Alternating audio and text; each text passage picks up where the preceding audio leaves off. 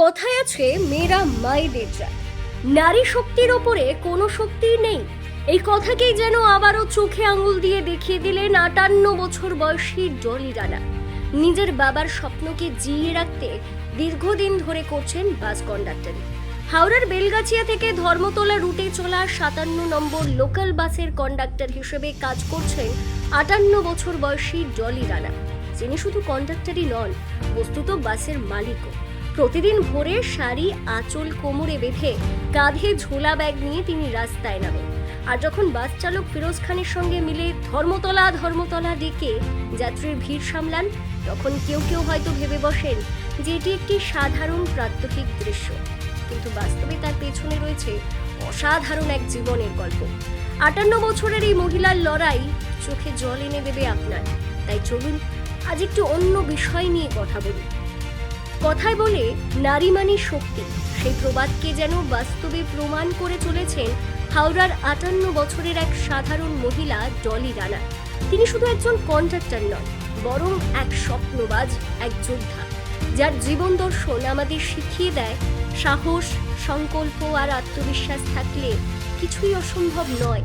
হাওড়ার বেলগাছিয়া থেকে ধর্মতলা রোজ ভোরে 57 নম্বর রুটের বাসে যাত্রীদের চেনা ডাক শোনা যায়, ধর্মতলা উঠে যান।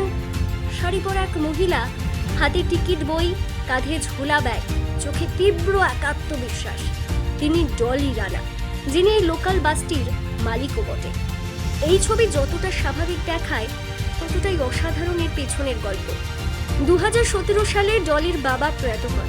তার স্বপ্ন ছিল একটি নিজস্ব বাস চালানো। বাবার সেই অপূর্ণ স্বপ্নকেই নিজের স্বপ্নে রূপান্তর করেন ডলি। অনেক চেষ্টার পর ঋণ নিয়ে কিনে ফেলেন একটি মিনি বাস। শুরু হয় এক নতুন পথ চলা। কিন্তু এরপরেই আসে কোভিড-19 মহামারী। লকডাউনে বাস চলাচল বন্ধ, আয়ের উৎস থেমে যায়। ব্যাংকের ঋণ, বাসের রক্ষণাবেক্ষণ, বাড়ির খরচ সবকিছু যেন গলার কাটা হয়ে দাঁড়ায়। অনেকে হয়তো এই জায়গায় থেমে যেতেন, কিন্তু ডলি রানা হার মানেননি। বরং ভেবেছেন যদি চালাতে না পারেন তাহলে স্বপ্নটাই নষ্ট হবে। এভাবেই শুরু হয় ডলির কন্ডাক্টর জীবন। একজন নারী হয়ে পুরুষ প্রধান এই পেশায় নিজের জায়গা করে নিতে সময় লাগলেও আজ তিনি বাসে দাঁড়িয়ে ঠাসা ভিড়ে টিকিট কাটান, ভাড়া তোলেন, যাত্রী সামলান, সবই দক্ষ হাতে। তার পাশে রয়েছেন বাস চালক ফিরোজ খান, যিনি বলেন, ডলিদের মানসিক জোর দেখে আমরা অবাক হই প্রতিদিন। ডলির জীবন কেবল একটি পেশার গল্প নয়, এটি সংগ্রামের প্রতীক। অনেকদিন যাত্রী কমে যাওয়ায় চালানো কঠিন হয়ে গিয়েছিল, কিন্তু নিজের বাস সন্তানকে ছেড়ে দেননি তিনি, বরং জেদ করে দাঁড়িয়েছেন। স্বপ্ন দেখেছেন আরও একটি বাস কেনার। সরকারি প্রক্রিয়ায় পারমিটের আবেদন করেছিলেন আর দ্রুতই পেয়ে গিয়েছেন অনুমোদন। স্টেট বাস ডিপার্টমেন্টের এক উচ্চপদস্থ কর্তা নিজে ফোন করে বিষয়টি নিশ্চিত করেন। ডলি বলেন, শরীর ক্লান্ত হয় ঠিকই, কিন্তু মনে জেদ থাকলে কিছুই থামাতে পারে না।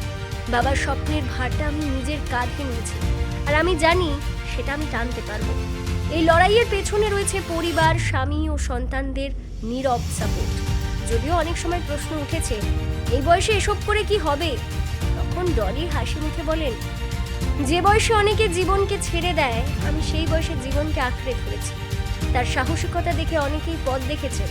অনেক নারী যাত্রীরা বলেন, ওনাকে দেখে নিজেরাও সাহস পায়।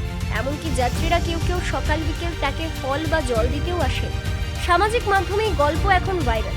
হাজার মানুষ ডলি রানার সংগ্রাম দেখে অনুপ্রাণিত হচ্ছে।